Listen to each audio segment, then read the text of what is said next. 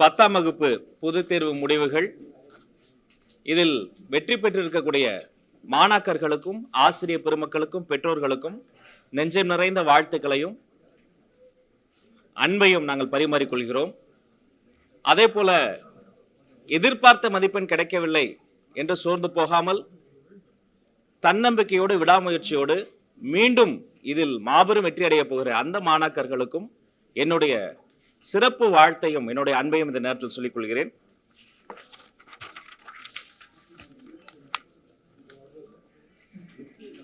இந்த நேரத்தில் தேர்வு எழுதிய மாணவர்கள், தேர்வு எழுதிய மொத்த மாணாக்கர்கள் 8,70,643 மாணவர்கள் தேர்வு எழுதியிருக்கிறாங்க. இதுல மாணவியர்களின் எண்ணிக்கை 4,35,247 பேர். மாணவர்களின் எண்ணிக்கை 4,35,396 மாணவியர்கள் எழுதியிருக்கிறாங்க. சரி, இப்ப தேர்ச்சி விவரங்களை பார்ப்போம். மொத்தம் தேர்ச்சி பெற்ற மாணாக்கர்களினுடைய எண்ணிக்கை 8,21,105 மாணாக்கர்கள் தேர்ச்சி பெற்றிருக்கிறாங்க. The total number of passed candidates உடைய percentage பார்க்கிற பொழுது 94.31%, 94.31% மாணவர்கள் தேர்ச்சி பெற்றிருக்கிறாங்க.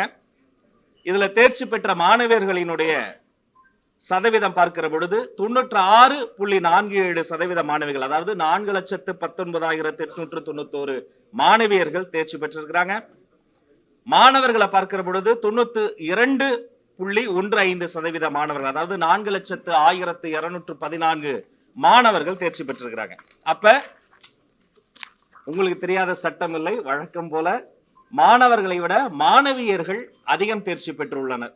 குறிப்பா சொல்லணும்னா 4.32% அதிகமாக மாணவர்களை விட மாணவியர்கள் தேர்ச்சி பெற்றிருக்கிறாங்க.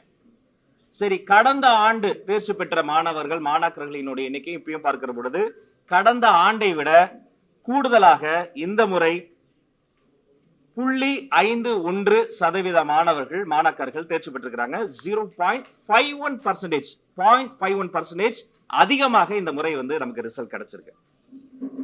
மொத்த பள்ளிகளின் எண்ணிக்கை 12,407 பள்ளிகள்.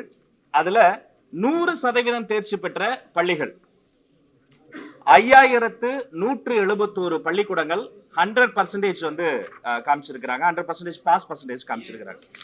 5,171 5,171 ஸ்கூல்ஸ் 100% பாஸ் பர்சன்டேஜ் காட்டியிருக்கிறாங்க. அதே போல 100% தேர்ச்சி பெற்ற அரசு பள்ளிகள், number of government school scored 100% pass பார்க்கிற பொழுது 1,931 அரசு பள்ளிகள் 100% தேர்ச்சியை காட்டியிருக்கிறார்கள்.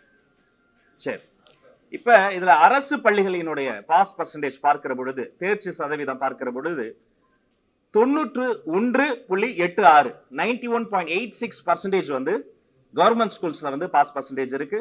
கவர்மெண்ட் எய்டட் ஸ்கூல்ஸ், அரசு உதவி பெறும் பள்ளிகளில் 94.34 94.34% இருக்கு. பிரைவேட் ஸ்கூல்ஸ் பொறுத்த வரைக்கும் 98.14 98.14% இருக்கிறது. இப்ப எந்தெந்த மாவட்டங்கள்ல சிறப்பிடம் பெற்றிருக்கிறாங்க தேர்ச்சி சதவீதத்துல? சிறப்பிடம் பெற்ற 5 மாவட்டங்களை இப்ப நான் சொல்ல போறேன். தமிழ்நாடு அளவில் 97.57% தேர்ச்சி சதவீதம் பெற்று 97.57% ஸ்கோர் பண்ணி புதுக்கோட்டை மாவட்டம் முதலிடத்திலும், அதை தொடர்ந்து 97.54% 97.54% சிவகங்கை அதற்கு அடுத்த இடத்திலும், 97.41 97.41% தஞ்சாவூர் மூன்றாவது இடத்திலும், 97.31 97.31% திருச்சி மாவட்டம் அதற்கு அடுத்த இடத்திலும், 97.30 97.3 கன்னியாகுமரி மாவட்டம் அதற்கு அடுத்த இடத்திலும் இருக்கிறாங்க. திரும்ப மாவட்டங்களின் இதை மட்டும் சொல்ற, சிறப்பிடம் பிடித்த 5 மாவட்டங்கள் புதுக்கோட்டை, சிவகங்கை, தஞ்சாவூர், திருச்சி, கன்னியாகுமரி. புதுக்கோட்டை 97.57%, சிவகங்கை 97.54%, தஞ்சாவூர் 97.41%, திருச்சி 97.31%, கன்னியாகுமரி 97.30%. அதே போல அரசு பள்ளிகள் சிறப்பிடம் பிடித்த 5 மாவட்டங்கள்: சிவகங்கை 97.42%, புதுக்கோட்டை 97.09%, தஞ்சாவூர் 96.89%, ராமநாதபுரம் 96.78%, திருச்சி 96.48%.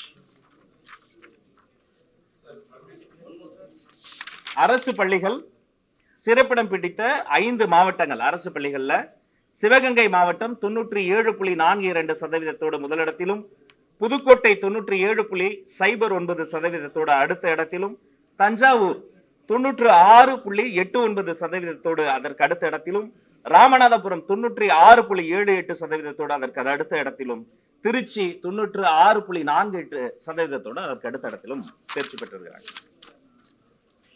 மாற்றுத்திறனாளிகளை மாண்புமிகு தமிழ்நாடு முதலமைச்சர் சி. ஜோசப் விஜய் அவர்கள் சமூகத்தை மாற்றும் திறனாளிகளாக பார்க்கிறார். அவருடைய அமைச்சரவை கீழேயே, அவருடைய அமைச்சுக்கிலேயே அவங்களை வைத்திருக்கிறார். தேர்வு எழுதிய மாற்றுத்திறனாளி மாணாக்கர்களினுடைய மொத்த எண்ணிக்கை 13,292. இதுல தேர்ச்சி பெற்ற மாற்றுத்திறனாளி மாணாக்கர்களின் எண்ணிக்கை 11,416.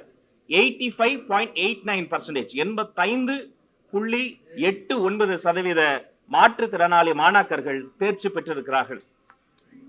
தேர்வு எழுதிய சிறைவாசிகள் மொத்த எண்ணிக்கை 370. அதில் தேர்ச்சி பெற்றோர் எண்ணிக்கை 354. 95.68%, 95.68% சிறைவாசி மாணவர்கள் தேர்ச்சி பெற்றிருக்கிறார்கள்.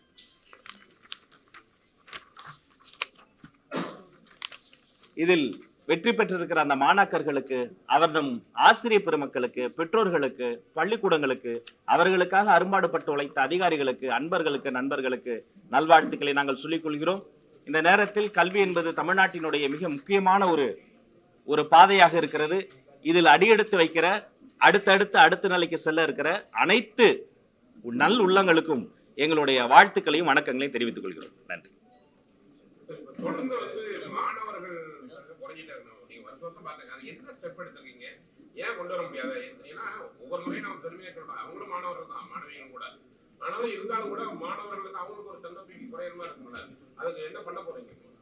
மாணவர்களும் மாணவிகளும் 2 பேருமே எங்களுடைய 2 கண்கள். நாங்க 2 பேரையும் தனித்தனியா பார்க்கல. ஒரு கண்ணை மூடி இன்னொரு கண்ணை பார்க்க முடியாது. அதனால மாணவிகள் நிறைய மார்க் வாங்குறதும், மாணவர்கள் கம்மியா வாங்குறதும் அவர்களுக்குள்ளார நம்ம போட்டியா பார்க்க கூடாது. 2 பேருமே நம்ம குழந்தைகள் தானே. அதனால நிச்சயமா எதிர்வரும் ஆண்டுகள்ல அதுவுமே மாறும் என்பதை நம்ம எதிர்பார்க்கிறோம். இடைநிற்றல் இல்லாத கல்வியை உறுதிப்படுத்துவதற்காக பல்வேறு திட்டங்களை நம்ம ஏற்படுத்தியிருக்கிறோம். ஒரு மாணவர் பொருளாதார, சமூக, தனிநபர் காரணங்களுக்காக அவர் பள்ளிக்கூடம் வரலன்னா உடனடியாக அவர் வீட்டிற்கே சென்று ஏன் வரவில்லை என்பதை ஆராய்ந்து உடனடியாக அவருக்கு மறுபடியும் கொண்டு வருவதற்கான திட்டங்களை செய்திருக்கும். அது மட்டும் இல்ல, கொடிய கொரோனா காலகட்டத்திற்கு பிறகு பல்வேறு சிறப்பு திட்டங்கள் மூலமாக இடைநிற்றல் இல்லாத ஒரு கல்வி என்ற நிலையை ஆல்மோஸ்ட் நம்ம எய்திவிட்டோம். எனவே எல்லா ஒரு மாணவர் கூட மிஸ் ஆயிடக்கூடாதுன்னு, அது ஒரு பெரிய ஒரு மலை போன்ற ஒரு டெரைன்ல இருக்கக்கூடிய மாணவராக இருக்கலாம், கஷ்டத்துல இருக்கக்கூடிய ஒரு மாணாக்கரா இருக்கலாம், யாரா இருந்தாலும் மிஸ் அவுட் ஆகக்கூடாதுன்னு இன்க்ளூசிவா அவங்க அத்தனை பேருமே உள்ள கொண்டு வந்தார்.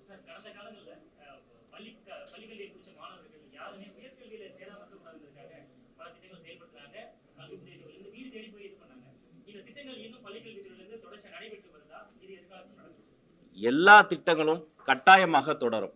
கல்வியை பொறுத்தவரை அந்த எந்த மாணவரும் மிஸ் அவுட் ஆகிடக்கூடாதுங்கிறதுல நாங்கள் ரொம்ப கண்ணும் கருத்துமா இருக்கிறோம். இன்னும் சொல்லப்போனால் நேற்றைய ஆய்வு கூட்டத்தில் கூட நான் சொல்லிட்டு இருந்தேன், முதல் மதிப்பெண் வாங்குற மாணவர் எப்பவுமே பிரைட்டா வெளில தெரிவார். ஆனால் ஒரு ஸ்லோ லேர்னர் இருப்பாரு, ஒரு ஆவரேஜ் ஸ்டூடெண்ட் இருப்பாங்க. அவங்க தான் நம்மளுடைய ஃபர்ஸ்ட் ப்ரையாரிட்டி. அவங்கள இன்னும் கொஞ்சம் அவங்கள என்ஹான்ஸ் பண்ணி அவர்களுக்கு தேவையான சப்போர்ட் சிஸ்டத்தை எக்ஸ்டெண்ட் பண்ணுங்கிறதுல ரொம்ப தெளிவாக இருக்கிறோம். அதனால எனவே எல்லா திட்டங்களும், கல்வித்துறையில் இருக்கக்கூடிய அனைத்து திட்டங்களும் தொடரும் என்பதையும் இந்த நேரத்தில் ஆட்சியில மாநில கல்விக் கொள்கையை கொண்டு வந்தாங்க. தமிழ்நாடு அரசுக்குன்னு சிறப்பு பாடத்திட்டம் இந்த மாதிரி விஷயங்களை உருவாக்குனாங்க. அது இன்னும் முழுமையா செயல்பாட்டுக்கு வரல. நாம அதை செயல்படுத்துவோமா இல்ல அதை மறு ஆய்வு செய்வோமா? நிச்சயமா இப்ப SCERT அவர்கள் உருவாக்கி இருக்கக்கூடிய புதிய பாடத்திட்டம் 3ஆம் வகுப்பிற்கான அந்த பாட நூல்கள் எல்லாம் அந்த மாநில கொள்கையின் அடிப்படையாக கொண்டு கருத்தாளர்கள், கல்வியாளர்கள், கல்வித்துறையில் இருக்கக்கூடிய மிக முக்கியமான நிபுணர்கள் மூலமாக உருவாக்கப்பட்டு நேற்றைய தினம் அது அங்க அதற்கான பயிற்சியும் வழங்கியிருக்கிறோம். அப்ப இங்க அதுல எந்த ஒரு குழப்பமும் வேண்டாம். நிச்சயமாக கல்வியை பொறுத்தவரை, மாணாக்கர்களினுடைய வாழ்க்கையை பொறுத்தவரை அவர்களுக்கு எது தேவையோ சைல்ட் சென்ட்ரிக்கான அப்ரோச் நாங்க தொடர்ந்து கடைபிடிப்போம் என்பதை தெரிவித்துக் கொள்கிறோம். நன்றி.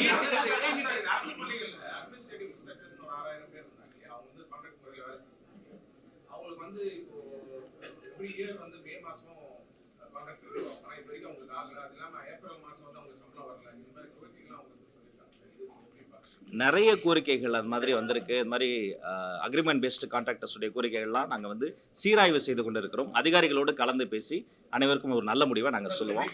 CM function. ரெண்டு கொஸ்டின். ப்ரீவியஸ் கவர்மெண்ட்ல நிறைய அந்த பாடப்புத்தகங்கள்ல மறைந்த முதல்வர் கருணாநிதி பற்றிய சில பகுதிகள்லாம் இருந்தது. ஸோ ரிவைஸ் பண்ண போற அந்த டெக்ஸ்ட் புக்ல அதெல்லாம் இடம்பெறுமா? ஒன்று. ரெண்டாவது, காலங்காலமா பார்த்தோம்னா இந்த எஜுகேஷன் குவாலிட்டியில ஒரு ஈக்குவாலிட்டி இல்லாமயே இருக்கு. சவுத் வந்து கொஞ்சம் மேல இருக்கு, நார்த் ஃபுல்லா வந்து டவுனா இருக்கு. இதுக்காக பல ஸ்டெப்ஸ் எடுத்தாலும் கூட இன்னும் அந்த ஈக்குவாலிட்டிங்கிறது வரல. நீங்க என்ன பண்ணுவீங்க?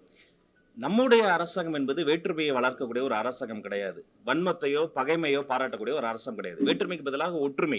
அது அரசியல் ரீதியான ஒற்றுமை மட்டும் கிடையாது. சிலபஸ்ல கூட பாத்தீங்கன்னாலும் நீங்க சொல்றதுபடி ஆண் பெண் வடக்கு தெற்கு அப்படி பிரித்து பார்க்கக்கூடிய ஒரு மனப்பான்மை இல்லை. இன்னும் சொல்ல போனா எல்லோரையும் சேர்த்து அரவணைக்கக்கூடிய ஒரு ஒரு அரசாங்கமாக தான் நம்முடைய அரசாங்கம் இருக்கும். எனவே அடுத்தடுத்து என்னென்ன வரப்போகிறது என்பதை அடுத்தடுத்த கூட்டங்களில் பேசுவோம்.